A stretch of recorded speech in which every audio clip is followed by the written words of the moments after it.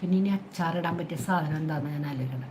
മാങ്ങ അധികം കിട്ടുമ്പോഴേ നല്ല വെയിലത്ത് ടെറസിൻ്റെ മുകളിൽ അല്ലെങ്കിൽ മുറ്റത്ത് എവിടെയെങ്കിലും ഇട്ട് ഉണക്കണം. ഒന്ന് പതുക്കെ ഉണക്കിയിട്ട് അച്ചാറിടണം. കുറേ കാലം നിൽക്കും.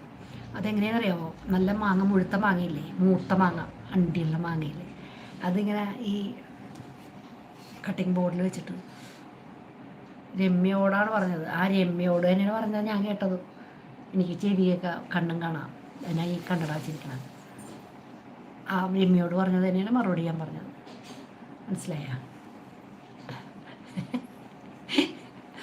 അപ്പോൾ അത് മുറിച്ച് ഇത്രയുള്ള കഷ്ണങ്ങൾ വെട്ടി എടുക്കണം. വലിയ കഷ്ണമാക്കണം.